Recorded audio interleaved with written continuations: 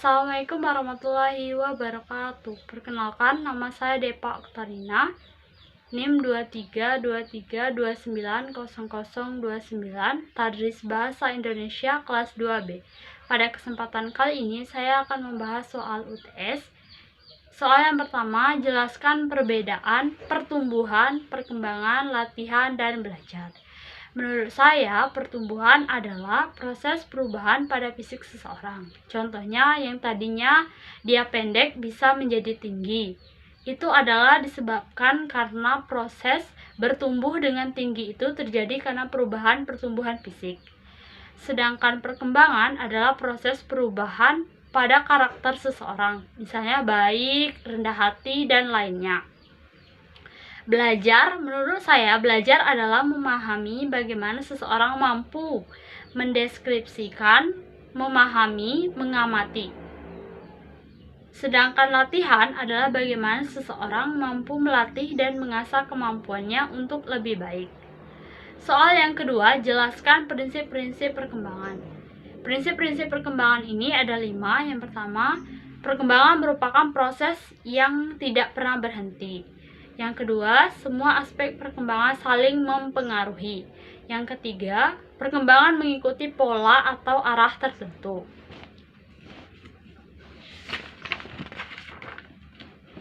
Yang keempat, perkembangan terjadi pada tempo yang berlainan.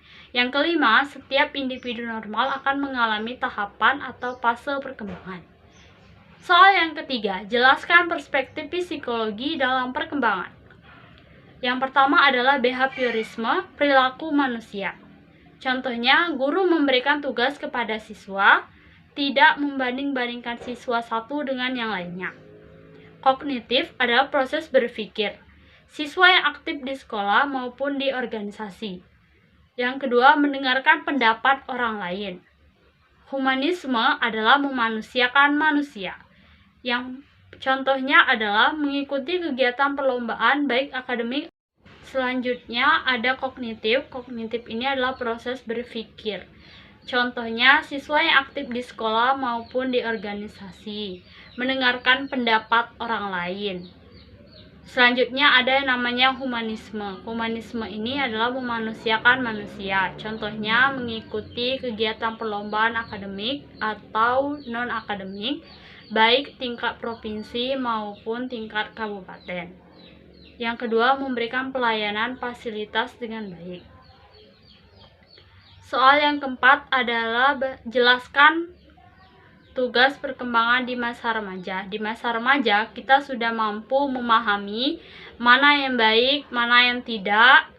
Pada masa remaja, siswa sudah mampu menyelesaikan masalahnya sendiri, sudah bisa menentukan atau berpikir setelah lulus mau melanjutkan kemana, sudah bisa mengerjakan tugasnya sendiri, sudah bisa membedakan mana yang baik dan mana yang tidak baik, sudah mampu meninggalkan reaksi dari penyesuaian diri dari kanak-kanak.